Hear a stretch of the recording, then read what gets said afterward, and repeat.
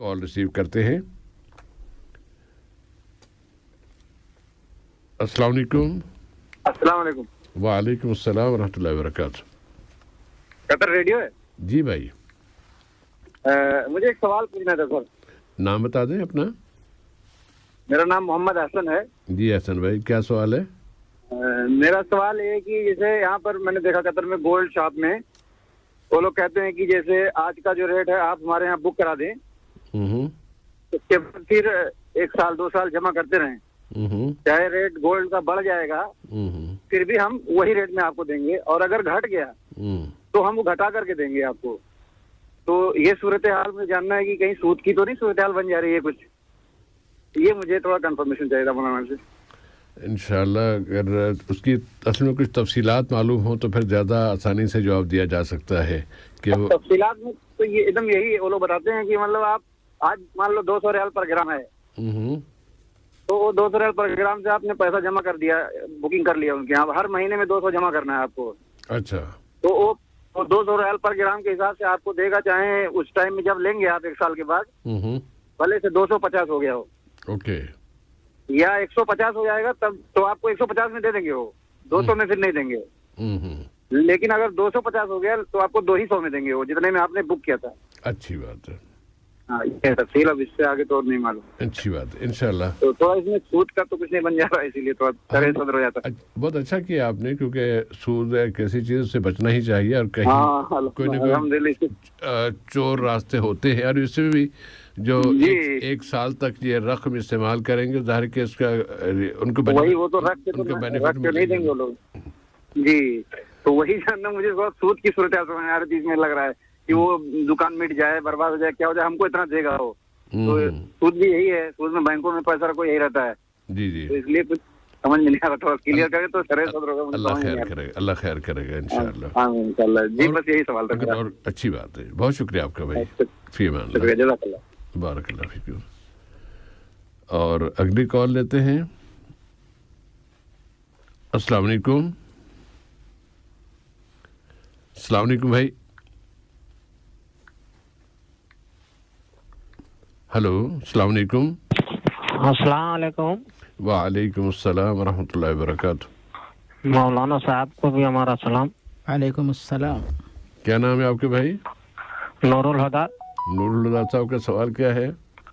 हमारा सवाल है साहब, फजर के टाइम में एक बार नमाज पढ़ रहा था तो उधर के मौलाना साहब बोले कि कुछ सूरज निकलने वाला था, तो बोले कि ऐसा है कि इस टाइम पे तिलावत मत करो क्योंकि जलाल का टाइम चल रहा है।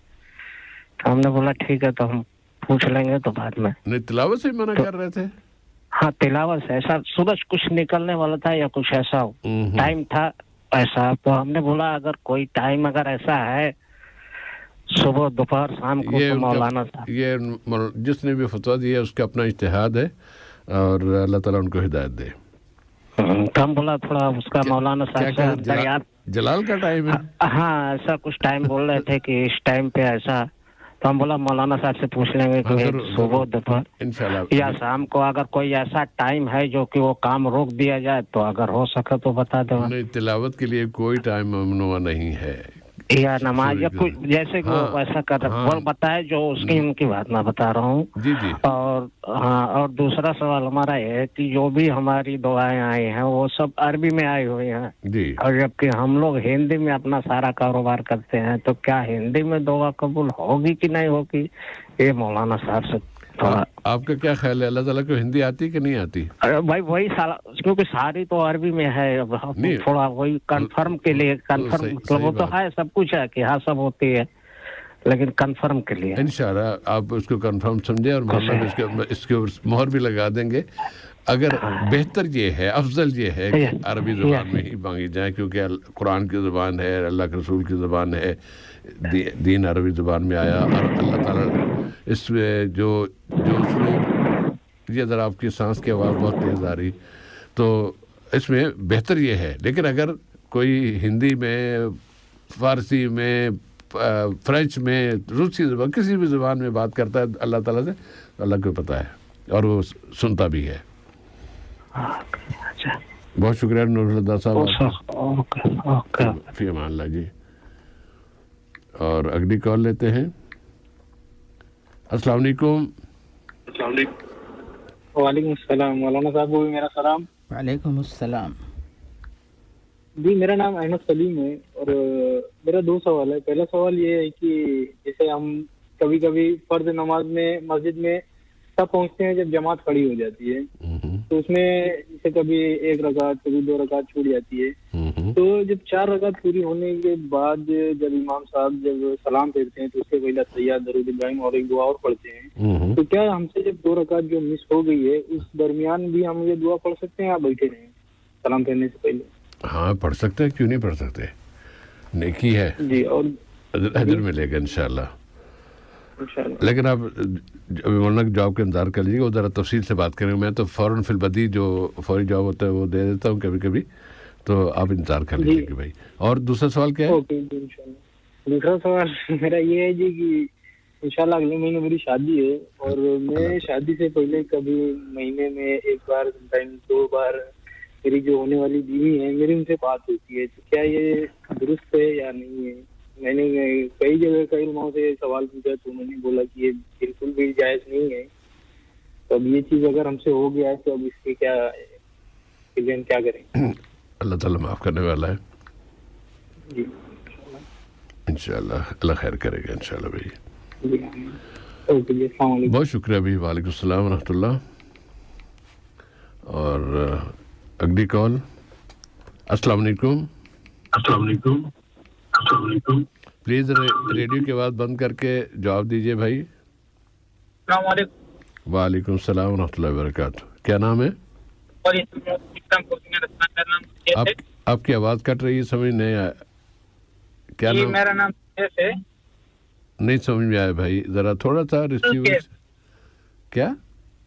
जुल्कैस।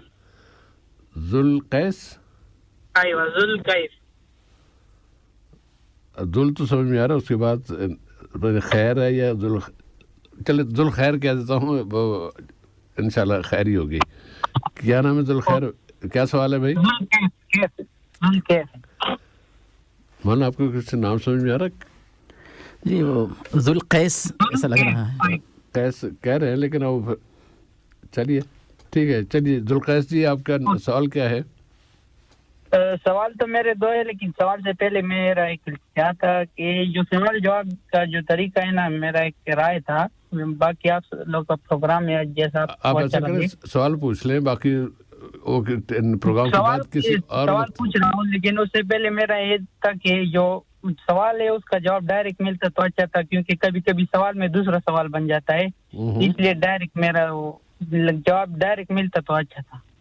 डायरेक्ट ही दिया जाता है, लेकिन पहले सवालात लेके उसके बाद फिर एक साथ जवाब देते हैं भाई। हम बार बार मैं सुनता हूँ, प्रोग्राम में सुनता हूँ, लेकिन कभी कभी ऐसा होता है कि किसी काम की वजह से वो मिस हो जाता है या फिर दूसरा सवाल उसमें बन जाता है, वो तो पूरा मतलब एक्सप्लेन नहीं होता है ना। अच्छा। तो इसलिए मेरा ये राय था कि डायरेक्ट जवाब मिलता तो उसमें जो सवाल का दूसरा सवाल होता उसमें कोई और मुश्किल आता तो डायरेक्ट। ओके, तो मेरा सवाल ये है कि एक जो सूद के बारे में कि जो इधर कतर में जो गाड़ियां निकालती है ना, नई गाड़ियां, तो उसका जो प्रोसेस है वो सूद में आता है नहीं आता है, उसका एक जवाब मिलने। किस्तों पर जो ली जाती है, ये किस्त पे ली जाती है, उसका क्या प्रोसेस है, कैसा है वो? इंशाल्लाह वो सूद नहीं है इंशाल्लाह, लेकिन तफसील से आज जवाब दे दिया जाएगा। वो मैं 2 दिन से पूछा, वो बोलते हैं कि अगर इसमें जो प्राइस दिया है कि इतना इतना किस्त देना है, फिर उसमें अगर आप से किस्त लेट हो जाए तो उसका अगर जुर्माना लगता है तो सूद में आता है। तो इधर तो ये कानून है कि जुर्माना लगता है। जुर्माना तो ठीक है, लेकिन उसको सूद कहना जरा थोड़ा सा मुश्किल लग रहा है। वो तो आप लोग को मालूम होगा कि क्या प्रोसेस है, कैसा है वो। थोड़ा फिर अगर प्रोग्राम लंबा हो जाता है तो दूसरी प्रोग्राम में करो, लेकिन वो एक्सप्लेनेशन हो जाए तो अच्छा है। और दूसरा सवाल मेरा ये था, मैं डिलीवरी करता हूँ सुनोने में, तो कभी कभी हमको ऑर्डर जो मिलता है वो कैंसिल हो जाता है, फिर हमको बोलते हैं कि रिटर्न करो। तो कब बाद ड्राइवर वो खुद कहते, मैं तो खुद रिटर्न करता हूँ, लेकिन बाद हमारे सामने वो डस्टबिन में फेंकते हैं, वो जाया करते हैं। तो अगर हम खुद का या किसी और को दे दे, कभी कभी चार्ज करते हैं, कभी नहीं करते चार्ज। अभी इसमें क्या करना चाहिए, खुद करना चाहिए या जब वो ऑर्डर कैंसिल हो जाता है तो उसकी पेमेंट कौन करता है? तो ये तो पता नहीं चलता है ना, कभी कभी चार्ज करते हैं कभी नहीं करते चार्ज, लेकिन बोलते हैं कि रिटर्न करो। अच्छा, नहीं अगर आप, ये कौन बोलता है, कंपनी वाले बोलता है जिसने ऑर्डर दिया? कंपनी वाले बोलते हैं कि रिटर्न करो, आप जिधर से लिए उधर रिटर्न करो। वो कभी कभी हमारे आंखों के सामने वो गिराते हैं 10 दिन में। अच्छा ठीक है, लेकिन वो कभी कभी गिराते ना, हमेशा तो नहीं गिराते? नहीं, वो 1-2 रेस्टोरेंट है वो तो गिराते हैं, वो जो भी स्टारबक्स का है वो जाया करते हैं, अगर वो खुद खाते हैं तो ठीक है, नहीं तो जाया करते हैं, किसी को नहीं देते, ना हमको देते हैं ना किसी और को देते। अच्छा ठीक है। वो कहने कि कोई एक और कानून भी है ना कि खाना जो है उसे ज़्यादा देर तक ऐसे नहीं रख सकते, और उसके सेहत के लिहाज से उसके कुछ पाबंदियां हैं। यहाँ कई होटलों में, रेस्टोरेंट में है ये पाबंदी। जो उस कानून की पाबंदी करते हैं वो फिर इस तरह गिरा देते होंगे, फेंक देते होंगे, और जो कानून की पाबंदी नहीं करते हैं वो कुछ और तरीके इख्तियार करते होंगे। तो नहीं स्टारबक्स का ऑर्डर होता है वो जल्दी रेडी होता है ना, वो खराब भी जल्दी नहीं होता है, लेकिन वो अगर खुद खाते हैं तो ठीक है, नहीं तो फेंकते हैं, हमको नहीं देते ना किसी और को देते। अच्छा हाँ, तो इसका क्या, मैं तो रिटर्न करता हूँ। हाँ, मैं तो अपनी तरफ से रिटर्न करता हूँ, लेकिन वो जाया करते हैं, इसका क्या है?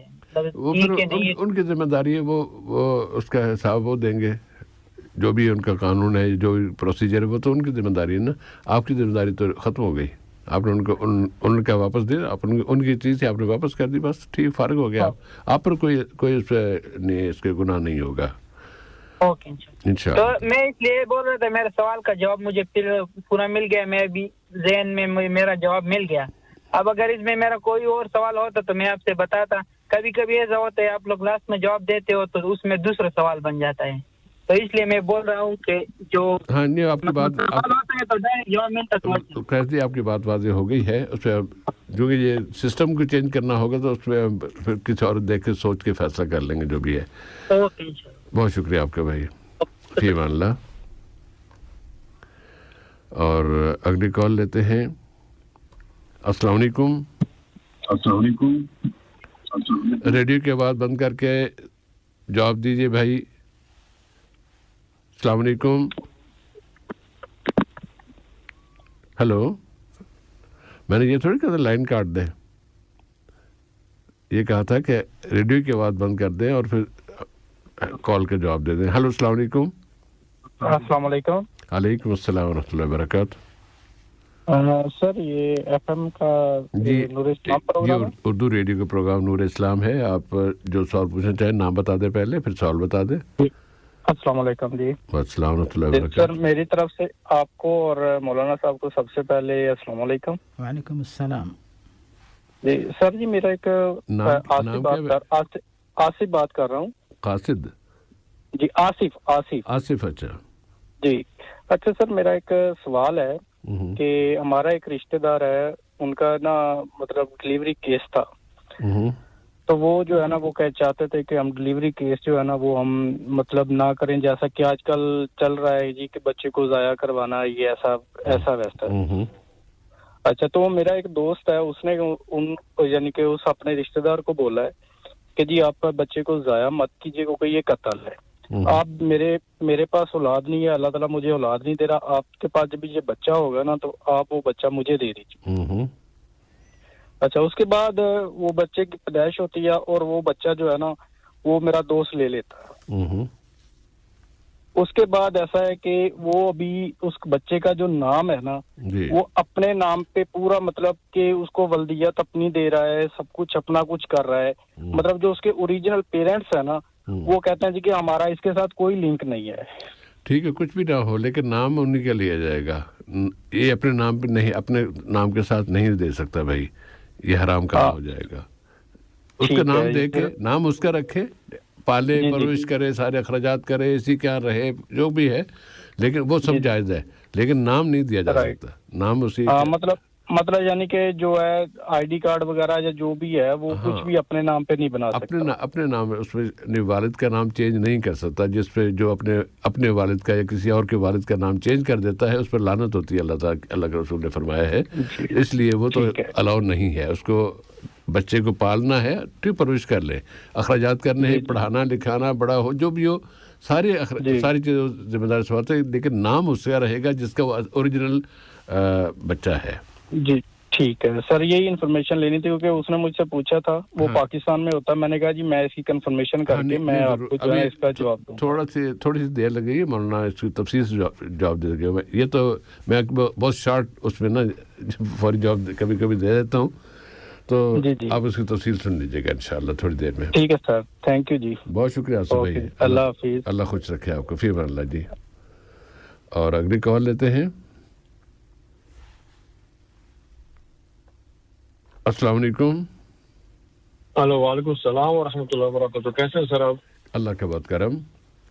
سر جی میرا نام محمد سہیل ہے. میرا ایک چھوٹا سا سوال ہے. ضرور.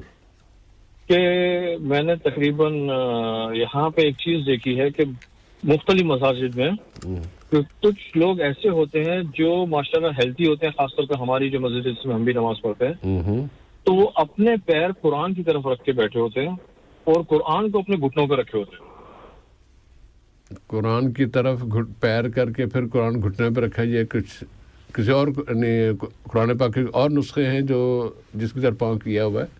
جی بالکل، سامنے قرآن کا جو سٹینڈ ہوتا ہے وہ رکھا ہوا ہے اور قدم سیدھا رکھے ہوئے ہیں اور گھٹنوں پہ قرآن رکھے ہیں. ایک مسجد میں نے دیکھا، ایک نیشنلٹی میں مینشن نہیں کروں گا اس میں، انہوں نے جو نا سر کے نیچے 3 قرآن رکھ کے تکیہ بنایا ہوا تھا. تو ان حضرت کو میں نے بولا کہ سر یہ آپ کیا کریں، عرب تھے، عربی میں نے ان سے بات کی. میں نے کہا یہ آپ کیا کریں، قرآن اللہ کی کتاب ہے، اس کو تکیہ تھوڑی بناؤ آپ. صحیح بات ہے، یہ غلط کام کیا. اور اب بھی جمعے والے دن نماز میں ایک حضرت تھے، وہ آئے اور انہوں نے دونوں قرآن کھولا ہوا ہے اور ٹخنوں کے اوپر قرآن یعنی ٹخنوں کے اوپر سہارا دیا ہوا قرآن کو. ٹخنوں پہ یا گھٹنوں پہ؟ پہلے جی نہیں، ایک تو گھٹنے ہوتے ہیں نا، ایک ٹخنے. اگر آپ اصول ٹائپ پہ بیٹھیں گے تو ٹخنے آ جاتے ہیں پیروں کو جوڑ کے، تو اس پہ قرآن رکھا ہوا تھا. تو وہ بھی عرب تھے. میں نے ان کو بھی بولا کہ ماشاءاللہ اللہ کی کتاب ہے، اس کا ہمیں احترام کیا، بہت احترام کرنا چاہیے. صرف ایک کتاب نہیں، اللہ کی کتاب ہے یہ. تو اس بارے میں مجھے ذرا تفصیلاً ذرا پتہ چل جائے کہ یہ یعنی جس نے بھی یہ کام کیا غلط کیا ہے، اور انشاءاللہ اللہ تعالیٰ ان کو ہدایت. ٹھیک ہے سر، جزاک اللہ. اللہ تعالیٰ خوش رکھے. السلام علیکم. اور آمین. تھوڑا سا ویٹ کر لیے، جواب آئے گا انشاءاللہ تعالیٰ. جی انشاءاللہ سر، انشاءاللہ. بہت شکریہ آپ کا. فی امان اللہ. اور ایک اور کال بھی ہے، یہ بھی لے لیتے ہیں. یہ آخری کال ہوگی، اس کے بعد نہیں لیں گے. السلام علیکم. جی وعلیکم السلام. جی سفر مان صاحب کیا حال ہے؟ ٹھیک ہے کرم اللہ کا بھائی. جی میرا نام مسلم ہے. جی مسلم بھائی، خوش آمدید. میرے مفتی صاحب سے 2 سوال ہیں. مفتی صاحب السلام علیکم. وعلیکم السلام. جی میرے 2 سوال ہیں سفر مان صاحب. ایک یہ کہ جو لے پالک اولاد ہوتی ہے، جو بچہ ہوتا ہے، اس کا وراثت میں حصہ ہے یا نہیں ہے؟ جب کوئی اگر ایک بچہ لے پالک پالتا ہے تو پھر بعد میں جب وہ بسط مرد کے اوپر ہوتا ہے یا وہ ڈیتھ ہو جاتی ہے اس کی، تو وہ بچے کو بھی وراثت میں حصہ ملے گا یا نہیں ملے گا؟ نہیں، بچے کو وراثت میں تو نہیں ملے گا. البتہ وہ اپنے جو بھی جائیداد ہے یا جو بھی چھوڑ کے جا رہا ہے اس میں سے 1/3 میں اس کو دے سکتا ہے. 1/3 میں سے وصیت کر کے جا سکتا ہے، لیکن وراثت میں اس کا حصہ نہیں ہوتا. اچھا چلیں. اور دوسرا سوال یہ ہے کہ دیکھیں ہمارے معاشرے کے اندر ہم پاکستان سے ہیں، انڈیا، پاکستان، بنگلہ دیش، یہ جو سب کانٹیننٹ ہے نا، اس میں ہم اپنی بیٹیوں کو، بہنوں کو حصہ نہیں دیتے عموماً. تو جب جرم کرتے ہیں. جی یہ حالانکہ قرآن مجید میں سورۃ النساء میں کافی رکوع اترے ہوئے ہیں اور اللہ تعالیٰ نے نماز کا طریقہ تو نہیں بتایا قرآن مجید میں، لیکن یہ اتنا اہم مدعا تھا کہ اللہ تعالیٰ نے خود قرآن مجید پر اس کے اندر اتارا گیا کہ یہ احکامات ہے، بلکہ اللہ تعالیٰ نے ان ڈیپس جا کے تقسیمیں لگا کے بتایا. یہ بات تو ہمارے معاشرے میں سب یہ بیٹیوں کو حصہ نہیں دیتے، بولتے ہیں جی وہ شادی کے بعد دائیں دے دیا تو بس ہو گیا. تو بیٹوں کو دیتے ہیں، تو اس میں پکڑ ہوگی اگر باپ نہیں دیتا؟ بعد میں باپ نہیں دیتا یا بھائی نہیں دیتا یا کوئی اور نہیں دیتا، جو بھی نہیں دیتا وہ مجرم ہے، پکڑا جائے گا، اس کو سزا ہوگی. مطلب اگر میرے والد صاحب نے نہیں دیا تو اب وہ جرم والد صاحب کے اوپر، مجھے جو مل گیا وہ میرا ہے یا مجھے دینا پڑے گا؟ نہیں، اگر آپ کے لیے ممکن ہے تو آپ ضرور دیجئے، تاکہ حرام جو بہن کا حصہ یا کسی اور کا حصہ آپ کے پاس آیا ہوا ہے وہ ان کو نہیں دیا گیا، آپ کے پاس ہے، تو آپ اپنے طور پر والد صاحب کے لیے مغفرت کی دعا کرتے ہوئے آپ बहनों को हिस्सा दोबारा दीजिए, उनको उनका हिस्सा। और इसमें मैं एक चीज सर आपकी इजाजत हो तो ऐड कर दूं कि ये उलमा कराम का फेलियर है कि वो सही से मिंबरों पे बैठ के बता नहीं पा रहे विरासत के अहकामात और बेटियों के हकूक, या फिर ये जो नेशन है ये जाहिल है। खैर जहालत तो हमारा सबसे बड़ा मसला है, वो तो हकीकत है, लेकिन उलमा के हवाले से मेरे इल्म में अब तक ऐसा कोई मसलक नहीं है कि जिसमें इसको जायज़ करार दिया गया हो, ना हनफी ना फलां फलां फलां फलां जो भी होते हैं ना, उसमें कोई ऐसा है नहीं। जब सब नहीं हैं तो इसका मतलब ये है कि ये कुछ गलती कहीं और से आ रही है। हाँ, जो उलमा जिनके लिए मुमकिन है कि उसके खिलाफ आवाज़ उठाएं और बताएं, वो अगर नहीं उठाते हैं तो पकड़े जाएंगे, लेकिन जो जिनसे कभी पूछा नहीं गया, कभी उनको मौका नहीं मिला या जो भी है, वो फिर उनका हिसाब अलग। बिल्कुल जी, बस हमारे उलमा कराम जी, मैंने उस दिन सुना एक वो कह रहे थे, वो ना असहाबुल कहफ के कुत्ते के रंग के ऊपर बहस कर रहे थे कि उसका रंग ऐसा था। भाई उसको छोड़ दो आप ये जो जरूरी काम है, जो अहकामात है, आप इस पे जरा जोर दिलाए, वो दिलाते नहीं और बस वो रंग के पीछे भाग रहे थे। कई लोग ने गलत या गैर मुफीद मौजू बेमानी या फजूल मौजूआत पे सारी तवानाइयाँ सर्व करते हैं। अल्लाह ताला उनको हिदायत दे। बहुत शुक्रिया आपका सलीम भाई।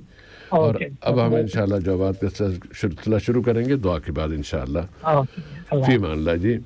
और सामीन जहाँ तक दुआ की बात है तो आज उसका आखिरी हिस्सा हम पेश कर रहे हैं यकीनन, और उम्मीद है कि आपने उसका पहले वाले हिस्से याद कर लिए होंगे।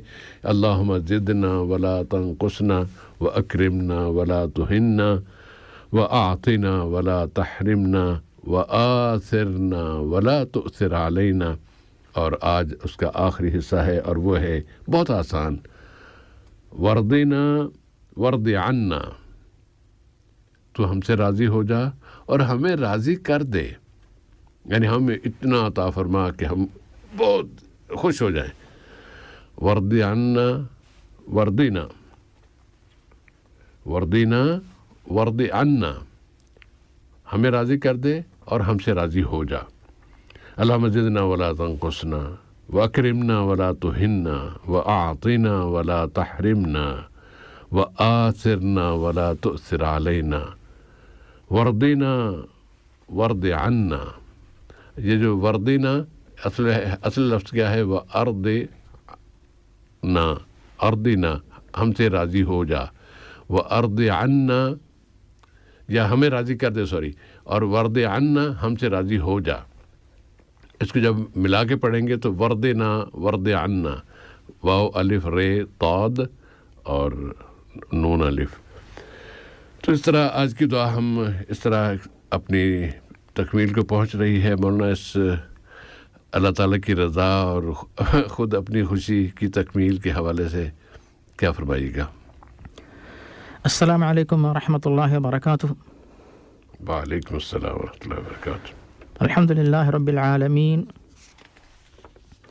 वस्सलातु वस्सलामु अला अब्दिही व रसूलिही नबीना मुहम्मदिन व अला आलिही व अस्हाबिही अजमईन, अम्मा बाद। बिस्मिल्लाहिर रहमानिर रहीम। ये साहब, जहाँ तक अल्लाह ताला के दरबार में जो दुआएं मुसलमान मर्द ख़वातीन माशाअल्लाह मांगने की कोशिश करते हैं, उनमें जो है वह अर्दिना वर्द अन्ना, अल्लाह ताला के दरबार में जो माशाअल्लाह मुसलसल दुआओं को आपने जो पेश किया है कि वह अर्दिना कि अल्लाह तो हमें खुश कर दे, और वर्द अन्ना, और हमसे तो जो है राज़ी हो जा। तो हकीकत में साहब भाई, अल्लाह ताला जिन बंदों से राज़ी होता है वो तो अंबिया किराम, उनसे तो अल्लाह ताला राज़ी हो चुका है, सहाबा कराम उनसे राज़ी हो चुका है। अल्लाह ताला के पसंदीदा बंदे तो हमें ऐसे मकाम पे पहुंचा दे, ऐसे आमाल की तौफ़ीक़ दे कि हम उस मकाम पे पहुंच जाएं और उन आमाल से बचाएं जो इस मकाम पे पहुंचने में रुकावट बन सकते हैं। तो ये बहुत ही बेहतरीन दुआ है कि हम अल्लाह से राज़ी हों और अल्लाह ताला हमसे राज़ी हो जाए। इस दुआ को याद रखें, याद करें और पढ़ते रहें और इस्तिफ़ादा करें। जी साहब, जज़ाकुमुल्लाह खैरन। तो आज का जो इजाफ़ा है वो है वर्दिना वर्द अन्ना। और अब हम आते हैं सवालात की तरफ। गुज़श्ता हल्के में दो सामीन के सवालात रह गए थे, वो उनसे इब्तिदा करते हैं। मोहम्मद जावेद साहब का सवाल था कि इमाम के पीछे नमाज़ पढ़ रहे थे और ताख़ीर से पहुँचे थे तो दुरूद पढ़ना शुरू कर दिया, क्या ये सही है या नहीं? جی صاحب بھائی، در حقیقت جو ہے جو تاخیر سے آ کر شامل ہوتے ہیں ان کو جو ہے مسبوق کہا جاتا ہے، اور موصوف جو دیر سے آ کر نماز میں شامل ہوئے اور امام صاحب کے نماز جب مکمل ہوتی ہے تو شاید ان کا جو استفسار تھا کہ امام صاحب کا آخری تشہد ہوتا ہے اور موصوف کے لیے جو ہے وہ تشہد جو ہے وہ ان کی نماز کا حصہ وہ بنتا ہی نہیں، ایسی صورت میں جو ہے تشہد اور تشہد کے اندر اتحیات کے اندر درود اور دعا وغیرہ پڑھنا، تو اس کے بارے میں صاحب بھائی نے اشارہ کیا تھا کہ آپ خاموش کیوں بیٹھتے ہیں، اور یہی بات شیخ ابن باز اور شیخ ابن عثیمین رحمہم اللہ وہ بھی یہی فرماتے ہیں، اور ان کے پاس یہ دلیل ہے جو کہ ترمذی میں حضرت معاذ بن جبل سے مروی ہے، اذا اتى احدكم الصلاة والامام على حال فليصنع كما يصنع الامام، کہ جب تم میں سے کوئی شخص مسجد میں آتا ہے، نماز با جماعت جاری ہے اور امام صاحب کو نماز کی حالت میں پاتا ہے تو اسے چاہیے کہ اسی طرح کرے جس طرح امام صاحب کر رہے ہیں، امام صاحب سجدے میں ہو آپ سجدہ کریں، امام صاحب جو ہے جلسے میں بیٹھے ہوں آپ جلسے میں بیٹھیں، امام صاحب تشہد کر رہے ہوں تشہد میں آپ بیٹھ جائیں۔ تو فلیصنع کے اندر یہ بات علماء کی وضاحت ہے کہ امام صاحب جب تشہد میں بیٹھ کر پڑھ رہے ہو، نبی کریم نے کہا کہ امام جو کر رہے ہو تم کرو، جو پڑھ رہے ہو تم وہی پڑھو، تو امام صاحب کے پیچھے آپ بالکل اتحیات پڑھیں اور اس کے بعد جو ہے درود شریف پڑھیں، اس کے بعد جو دعائیں ہوتی وہ سب پڑھیں، اس کے بعد پھر جب امام صاحب سلام پھیر دیتے ہیں تب آپ اٹھ کر جو ہے اپنی جو نماز آپ کی جو چھوٹ گئی ہے رکعت ان کی تکمیل کر لیں۔ تو اس طرح سے بھائی یعنی عام طور سے یہ الجھن پیش آ سکتی ہے کہ ہمارا تو آخری تشہد نہیں ہے، امام صاحب کا آخری تشہد ہے، ہم جو ہے جا کر جو بیٹھتے ہیں تشہد کے اندر تو اس وقت جو ہے دعائیں پڑھیں گے کہ نہیں؟ تو علماء کی تحقیق یہ ہے کہ آپ دعاؤں کو پڑھیں، خاموش بیٹھ کے آپ کریں گے کیا؟ تو وقت ضائع کرنے کے بجائے ادھر ادھر وسوسے کا شکار ہونے کے بجائے پوری دعاؤں کو پڑھیں اور استفادہ کریں، اس کی وجہ سے کوئی خسارہ نہیں ہوگا بلکہ انشاءاللہ آپ کا فائدہ ہی ہوگا۔ جی صاحب بھائی جزاک اللہ خیراً۔ عبد القادر ملک صاحب کا سوال تھا کہ ہم کسی واش روم جاتے ہیں اور کمپنی کے ہے یا سرکاری ادارہ ہے، اس میں دوسرے بہت سے لوگ بھی استعمال کر رہے ہوتے ہیں واش روم کو، اور اگر وہ گیلا ہے پتہ نہیں کس نے کیسے استعمال کیا، کیونکہ بہت سے لوگ غلط استعمال بھی کرتے ہیں، اس میں چھینٹے ان کے پڑے ہوتے ہیں، تو ایسے میں کیا کیا جائے؟ جی صاحب بھائی بے شک یہ بات بہت اہم ہے کہ دین اسلام پاکی صفائی کا حکم دیتا ہے، اور اس کے ساتھ ساتھ یہ بھی کہ پاکی صفائی اختیار کرنے والوں سے اللہ تعالی محبت رکھتا ہے۔ ان اللہ یحب التوابین و یحب المتطہرین، سورۃ البقرہ کی آیت 222 ہے۔ اور اسی طرح جو ہے پاکی صفائی نماز کی کنجی ہے، اور نماز کے لیے شرط ہے کہ آپ نے استنجا کیا ہوا ہو اور آپ کا لباس، آپ کا جسم یہ جو اور نماز کی جگہ پاک و صاف رہے۔ ان تمام شرائط کی پابندی نماز صحیح ہونے کے لیے لازمی اور ضروری ہے۔ اب اس کے بعد صاحب بھائی جہاں تک جو یعنی قضاء حاجت کی جو جگہ ہے اس کے سلسلے میں آپ نے اشارہ دیا تھا، پھر بھی جو ہے اس کی تفصیل ہم اس طرح بتا سکتے ہیں۔ آپ نے تقریباً واضح طور پہ بتا دیا تھا کہ آپ جو ہے یہ تیقن آپ کو یہ شک ہوتا ہے کہ وہاں پہ نجاست لگی ہو، امکان اس بات کا ہے، تو یہ کر سکتے ہیں کہ یا تو آپ پانی ڈال کر اتنے حصے کو صاف کر لیں، یا پھر جو ہے ہر واش روم میں ڈسٹ بن وغیرہ رہتے ہیں، آپ جو ہے ٹیشو وغیرہ لے لیں اور اس کو تھوڑا سا گیلا کر لیں، اور پھر جو ہے جہاں پہ آپ بیٹھنے کی جگہ ہوتی ہے اس کو گیلے ٹیشو وغیرہ سے جو ہے آپ صاف کر کے اس کے بعد اس کو ڈسٹ بن میں ڈال دیں۔ اس کے بعد پھر آپ اس جو بھی ہے WC وغیرہ آپ اس کا استعمال کریں، جو یعنی بیٹھنے کی جو چیزیں ہیں سامان، تو وہاں پہ بیٹھ کر اس طرح آپ جو ہے قضاء حاجت وغیرہ سے فارغ ہو سکتے ہیں۔ آپ کو تیقن رہے گا کہ ہم نے اس کو صاف کر دیا ہے، اس کے بعد پھر آپ کے جسم کو نجاست لگنے کا جو ہے امکان نہیں رہتا ہے۔ جی صاحب بھائی جزاک اللہ خیراً۔ آج کے سوالات میں محمد احسن صاحب کا سوال گولڈ کی مارکیٹ کے حوالے سے کہ کسی دکان یا کسی شاپ کی طرف سے یہ کہا گیا کہ آپ ہمیں ابھی پیسے دے دیں، جمع کرائیں، قسطوں میں جمع کراتے جائیں، اگر آپ سال کے بعد بھی خریدنا چاہیں تو جس آج کے ریٹ پر ہم اس وقت آپ کو فروخت کریں گے، اور اگر وہ ریٹ کم ہو گیا تو کم پہ، ورنہ اگر بڑھ گیا تو پھر اسی ریٹ پر، آج کی ریٹ پر ہم آپ کو پیسے یعنی وہ گولڈ فروخت کریں گے، لیکن آپ کی رقم جو ہے قسطوں میں آپ 1,000 10,000 5,000 کتنے ہزاروں میں وہ لیتے ہیں. کیا اس میں سود کا کوئی دخل نظر آتا ہے؟ جی صاحب بھائی، جہاں تک سونا چاندی وغیرہ جو کہ قیمتی دھات ہیں، یہ قیمتی جو چیزیں ہیں، تو ان کے سلسلے میں جو حدیث ہمیں ملتی ہے صحیح مسلم میں حضرت عبادہ بن صامت سے، نبی کریم صلی اللہ علیہ وسلم واضح فرماتے ہیں الذهب بالذهب مثلا بمثل یدا بید سواء بسواء، کہ لین دین جو ہے فوری ہو جانا چاہیے. اگر آپ اس طرح کرتے ہیں کہ پہلے آپ قیمت دے دیتے ہیں، اس کے بعد اگر قیمت بڑھ جاتی ہے تو پھر آپ کو جو ہے پرانی قیمت پہ دیں گے، اور اگر قیمت گھٹ جاتی ہے تو پھر گھٹی ہوئی قیمت پہ جو ہے آپ کو سونا فروخت کریں گے. لیکن یہ شرط رکھی جاتی ہے کہ آپ اس کے لیے جو ہے رقم ان کے پاس رکھوائیں. تو صاحب بھائی نے جس اندیشہ کا اظہار کیا کہ جب رقم رکھی جاتی ہے تو پھر گویا کہ اس رقم پر وہ لوگ جو ہے یعنی سود سے استفادہ کرتے ہیں اور کر سکتے ہیں، اس رقم کو جو ہے وہ ایسی جگہ پہ رکھیں گے جہاں پہ ان کو سود ملتا ہے. اس کے بعد سونے کی قیمت گھٹے یا بڑھے فائدہ ان کا ہوگا. تو اس میں آپ کو ایک لالچ دی جاتی ہے کہ آپ رقم ان کے پاس رکھیں، اور گھٹنے اور بڑھنے کی صورت میں جو اقل ترین قیمت ہے اس قیمت میں سونا آپ کو دیا جائے گا. تو یہ چونکہ اس کے اندر ہو سکتا ہے کہ بعض لوگوں کو اطمینان ہو، لیکن جو حدیث ہمیں ملتی ہے کہ یدم بیدن سواء بسواء، تو شک و شبہ یہاں پہ پیش آتا ہے. اسی لیے جو ہے ایسے طریقہ کار سے اپنے آپ کو بچانا چاہیے.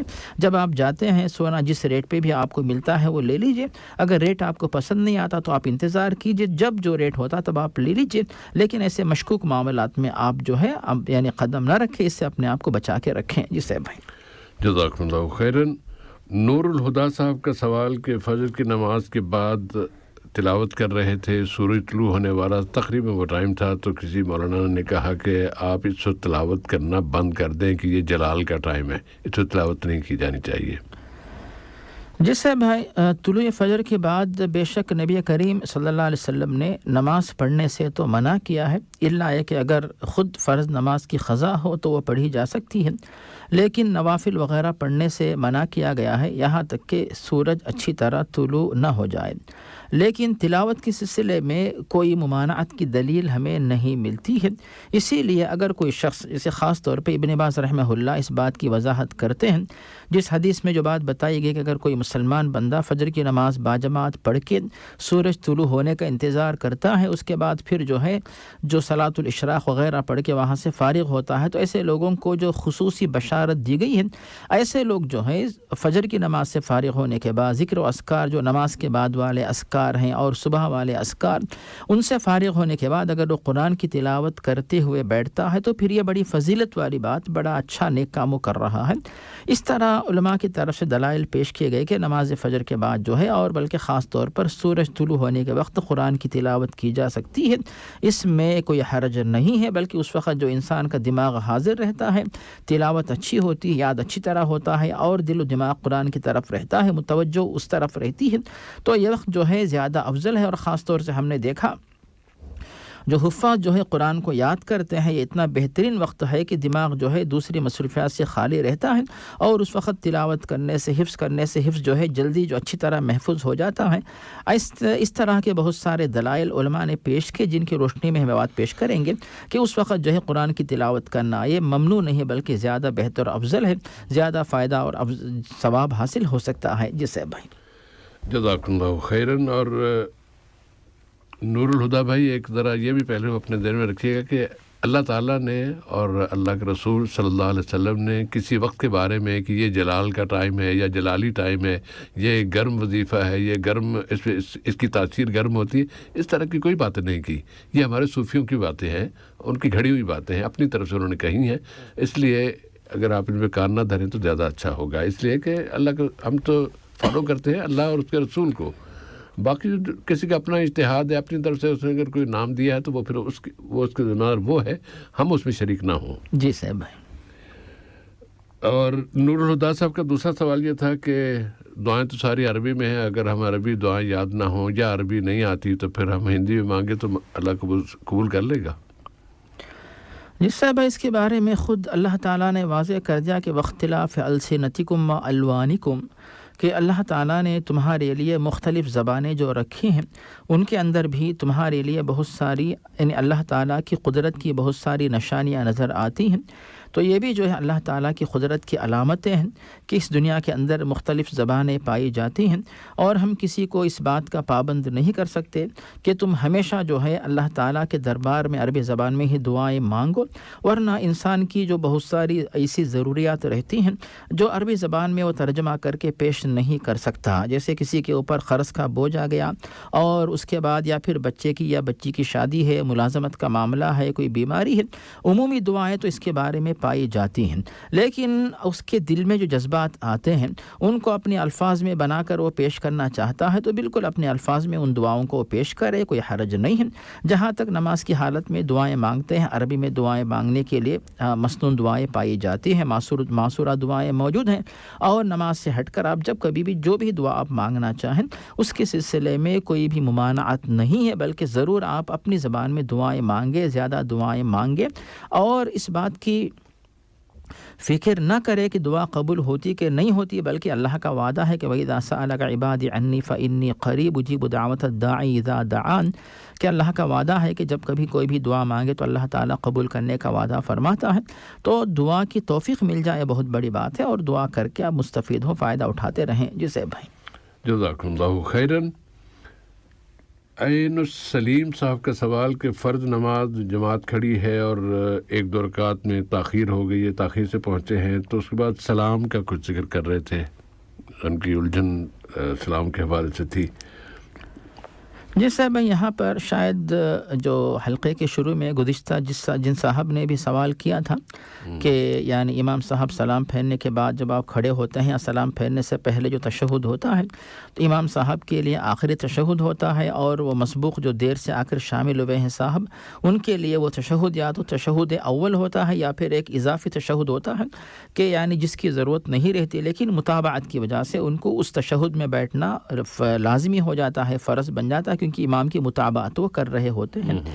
اس صورت میں صاحب بھائی جو علماء نے تحقیق پیش کی وہ یہی ہے کہ چاہے وہ آپ کے لیے کوئی بھی تشہد ہو، جیسے المجموع میں امام نووی رحمہ اللہ نے بات پیش کی کہ آپ اس تشہد کے اندر جو ہے تشہد کی تمام دعاؤں کو پڑھ کر بھرپور استفادہ کرے۔ ویسے اگر آپ خالی بیٹھیں گے تو کریں گے کیا؟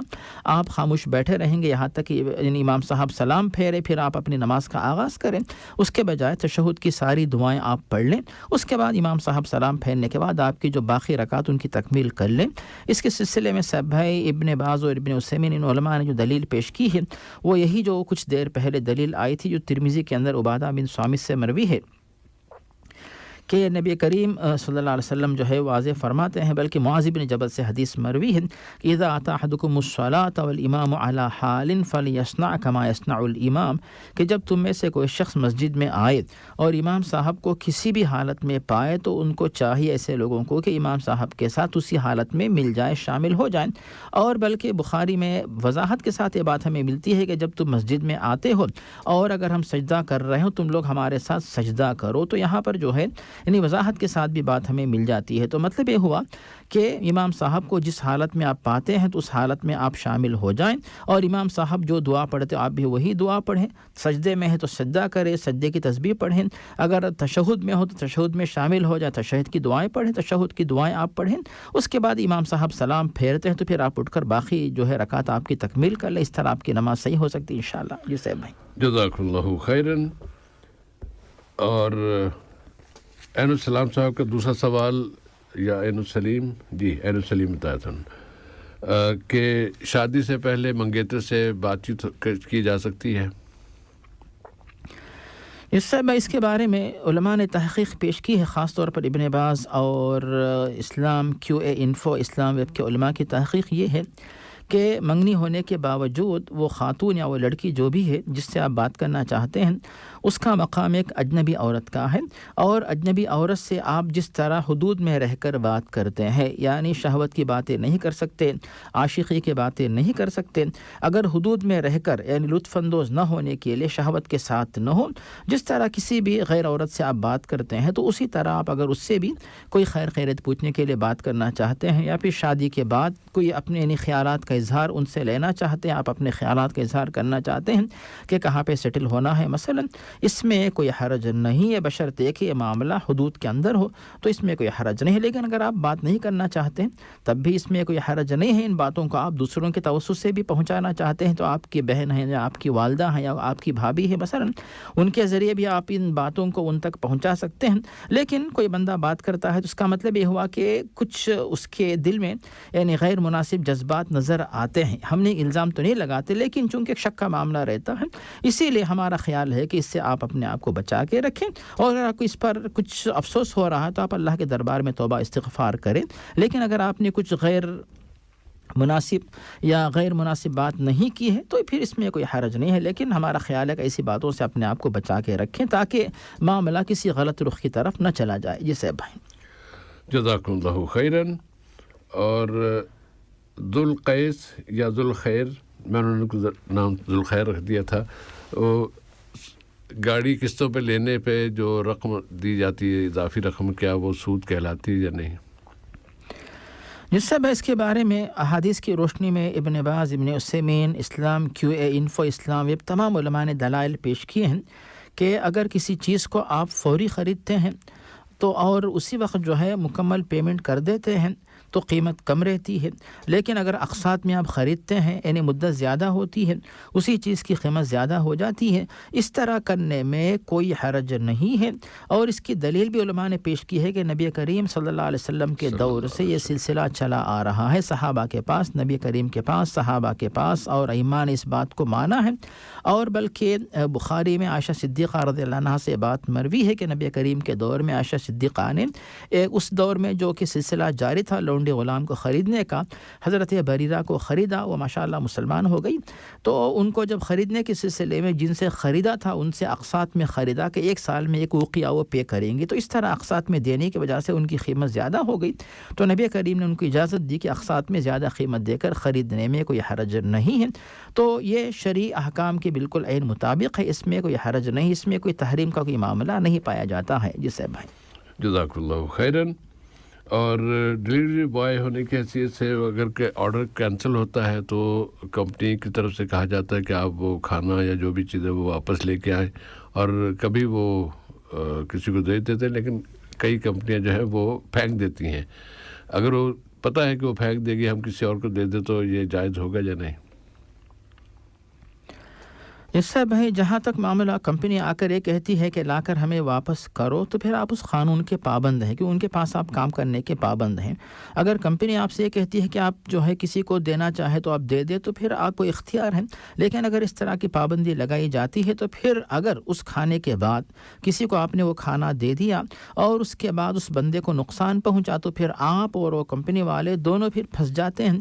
پھر اس کی تحقیق ہوتی ہے، مثال کے طور پہ آپ نے کسی کو کھانا دے دیا، اب اچھا ہوگا تو ماشاء اللہ ٹھیک ہے، اگر اس کھانے میں کچھ تبدیلی آ گئی، وہ کھانا مثلا خراب ہو گیا اور جس نے کھا لیا وہ ہاسپٹل جاتا ہے، کیونکہ صاحب کچھ لوگوں نے شکایت کی کہ اس طرح کا کھانا آ جاتا ہے، ہاسپٹل میں جاتے پھر وہ تحقیق کرتے کھانا آپ نے کہاں سے کھایا، پھر اس کے بعد جو ڈیلیوری دینے والا پھر جو کمپنی سب جو ہے اس میں پھنس جاتے ہیں، تو اس طرح کی کوئی چیزیں بھی آنے کا امکان رہتا ہے۔ لیکن چونکہ موصوف کہتے ہیں کہ کھانا اچھی حالت میں رہتا ہے، خراب نہیں ہوتا، یعنی بالکل تازہ رہتا ہے، اب وہ معاملہ کمپنی کے ذمہ دار اس کے ذمہ دار بنتے ہیں، آپ کے اوپر ذمہ داری نہیں آتی۔ لیکن اگر کمپنی والے آپ سے کہتے ہیں کہ آپ کسی کو دینا چاہے تو دے دیں، آپ خود اپنے گھر پہ لے کے چلے جائیں، تو پھر اپنی ذمہ داری پہ آپ اس کو لے کے جا سکتے ہیں، شرعاً تو اس میں کوئی ممانعت نہیں ہے۔ لیکن چونکہ قانون آپ کو منع کرتا ہے تو پھر جو پھینکنے کی جو ذمہ داری ہے، جو معاملہ ہے، یہ تو بے شک کھانا پھینکنا روزی ہے، گناہ ہے، تو پھر جو اس کے ذمہ دار ان پہ یہ ذمہ داری عائد ہوتی ہے۔ لیکن ان کے پاس بھی صاحب احتیاطی تدابیر کے طور پہ اس طرح کرتے ہیں، تو پھر یعنی اگر آپ کو اطمینان ہے آپ ان سے اجازت لیجیے، اگر اجازت نہیں دیتے تو جو آپ جن باتوں کے پابند اسی حد تک آپ رہیے تاکہ آپ کا اس میں فائدہ ہو، نقصان سے بچ کر رہیں۔ جزاک اللہ خیراً۔ اور آصف بھائی کا سوال تھا کہ رشتہ دار ہیں اور بچے کی پیدائش ہونے والی ہے، بچہ کسی اور ضائع کرانا چاہتے تھے، کسی اور نے دے دیا، وہ بچہ اس کی پرورش کر رہا ہے، پھر نام کا مسئلہ آیا تو نام دیا جا سکتا ہے یا نہیں؟ بالکل صاحب، آپ نے بہت اچھے انداز میں اشارہ کر دیا کہ کیا کرنا چاہیے کیا نہیں کرنا چاہیے، اور یہ بات در حقیقت جو آپ نے جواب دیا ہے اس کی جو اصل دلیل ہے ملتی ہے سورۃ الاحزاب کی آیت نمبر 4 آیت نمبر 5 میں، کہ وما جعل ادعیاءکم ابناءکم کہ تم جس کو متبنہ یا لیپالک بیٹا بناتے ہو ان کو اللہ تعالیٰ نے تمہارا حقیقی بیٹا نہیں بنایا ہے. اسی طرح بتایا کہ ادعوہم لآبائہم ہوا اقسط عند اللہ، ان کو اپنے حقیقی باپ جو ہوتے ہیں ان کی طرف منسوب کر کے بلاؤ، یہ اللہ تعالیٰ کا حکم ہے. اسی طرح جو صحیح حدیث ہمیں ملتی ہے صحیح مسلم میں حضرت علی بن ابی طالب رضی اللہ عنہ سے کہ نبی کریم نے فرمایا کہ لعن اللہ من ادعا لغیر ابیہ، اگر کوئی شخص اپنے حقیقی باپ کو چھوڑ کر اپنے آپ کو کسی اور کی طرف منسوب کرتا ہے تو اس پہ نعوذ باللہ اللہ تعالیٰ کا غضب نازل ہوتا ہے. ایسی بہت ساری باتیں ہیں. اسی لیے جو ہے جو بھی کارروائی ہے، چاہے اس باپ انکار کرے، باپ مانے یا نہ مانے، تو قانونی کارروائی جو بھی ہوگی، برتھ سرٹیفکیٹ ہو یا پھر جو ہے جو تعلیم کا معاملہ ہو، کوئی بھی چیز ہو یا ID کارڈ، جو بھی چیزیں بنتی ہیں ان تمام مقامات پہ جو ہے بیٹے کے ساتھ باپ کا نام ہی لکھا جائے گا. یہ لازمی اور ضروری ہے، اسلامی شریعت یہی کہتی ہے. اب اس کے بعد سے بھی آپ نے وراثت کے بارے میں جو بات پیش کی، بالکل یہ بات صحیح ہے. سوال کسی اور کا تھا، وہ بعد میں آ رہا ہے، لیکن ان کا نام بس ان کا سوال نام کی حد تک ہی تھا. جی سیب بھائی، بارک اللہ فیکم. اور اگلا تاکہ ترتیب جاری نہیں سب وراثت سے مراد یعنی اسی کی وراثت، یعنی جو متبنہ کیا وارث بن سکتا کہ نہیں، تو آپ نے بتایا کہ نہیں بن سکتا. بے شک یہی بات صحیح ہے کہ متبنہ وارث نہیں بن سکتا ہے، الا یہ کہ اگر 1/3 کے اندر جو ہے جس نے اس کو پالا ہے وہ اگر وصیت کرنا چاہے 1/3 کے اندر اتنا حصہ اس کو ملتا ہے. جی صاحب بھائی. اگلا سوال ہے محمد سہیل صاحب کا، اور انہوں نے بتایا تھا کہ کچھ لوگ قرآن پاک کی اس طرح بے حرمتی کر رہے ہوتے ہیں کہ گھٹنوں پہ رکھ لیتے ہیں، پاؤں پھیلایا، اور ان کے پاؤں کا رخ جو ہے وہ قرآن پاک سامنے جو شیلف ہے اس میں قرآن پاک رکھے ہوئے ان کی طرف ہے. یا ایک واقعہ انہوں نے یہ لکھا کہ صاحب نے ان کے قرآن پاک کا نسخہ پڑھ کے یا ہاتھ میں لیا ہوا ہے اور وہ ان کی ایڑیوں پر رکھ کے وہ پڑھ رہے ہیں. کیا اس طرح کی یہ بے حرمتی نہیں ہوگی؟ اس سب ہے تمام مسلمان مرد و خواتین جو ہے قرآن مجید کی تعظیم کرتے ہیں اور یہ قرآن مجید کے حقوق میں شامل ہے. اور قرآن مجید کی بے حرمتی کرنا اگر وہ جائز سمجھتا ہے تو پھر اسلام سے خارج ہوگا، لیکن اگر وہ جائز نہیں سمجھتا ہے پھر بھی بے حرمتی کرتا ہے لیکن تو اس کا مطلب یہ ہوا کہ وہ بندہ گناہ کر رہا ہے.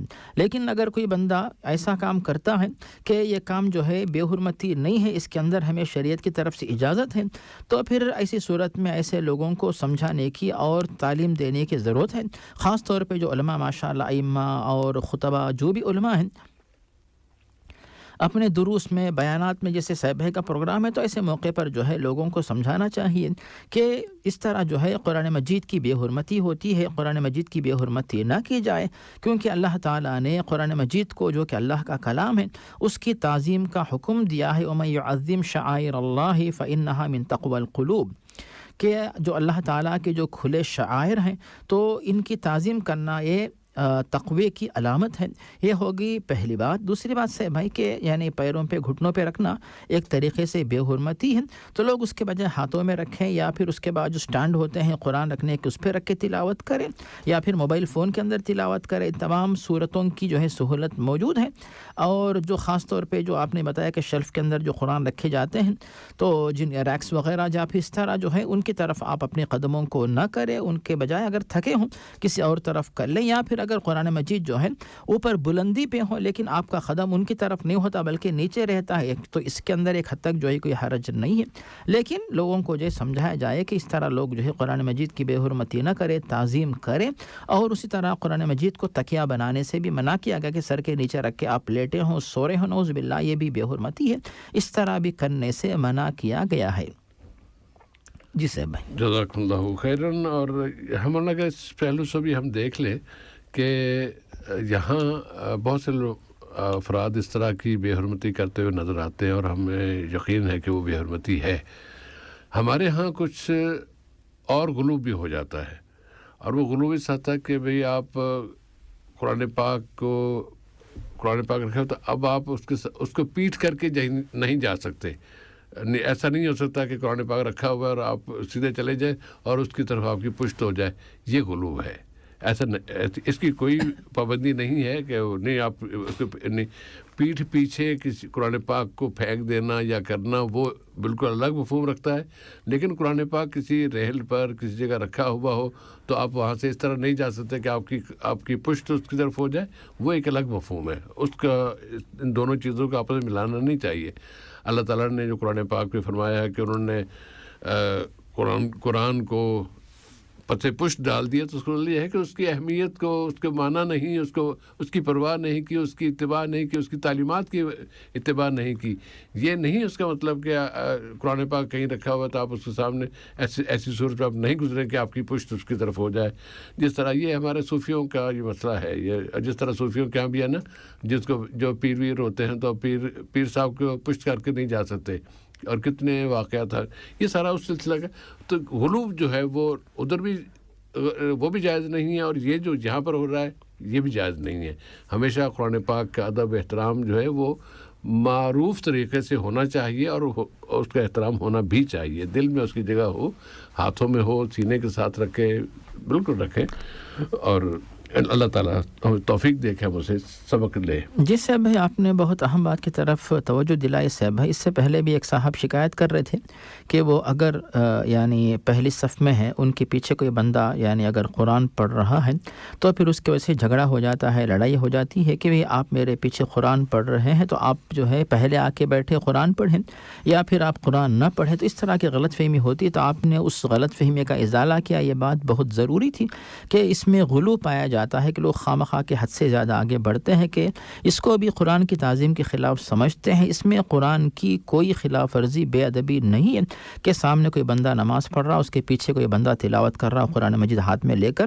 اس میں کوئی حرج نہیں ہے, اس میں قرآن شریف کی کوئی بھی بے ادبی گستاخی نہیں ہوتی. اس طرح کیا جا سکتا ہے, کوئی حرج نہیں ہے. جی صاحب بھائی, جزاک اللہ خیرن. اور سلیم صاحب کا سوال اب آتا ہے لے پالک کے بارے میں, وراثت میں حصے کے بارے میں. انہوں نے پھر اگر آپ اس کو دوہرا دیں تاکہ اگر یس صاحب بھائی, سوری اصل میں مجھ سے غلط فہمی ہوگی کہ میں وہیں پہ سمجھ رہا تھا, یعنی سوال بعد میں آ رہا تھا تو مجھے ذہن میں نہیں تھی بات. تو یقیناً صاحب بھائی, جو اسلام ویب کے علماء, اسلام کیو اے انفو, جو کہ سعودیہ کے اور قطر کے جو مفتی علماء ہیں, ان کی جو کمیٹیز ہیں, ان کی تحقیق یہی ہے کہ جو متبنہ جو ہوتا ہے اس کو وراثت میں کوئی حصہ بالکل نہیں ملتا, کیونکہ حقیقی وہ وارث نہیں ہوتا, حقیقی وہ بیٹا یا حقیقی بچہ اس کا نہیں ہے جس نے اس کو پالا ہے, پرورش کی ہے.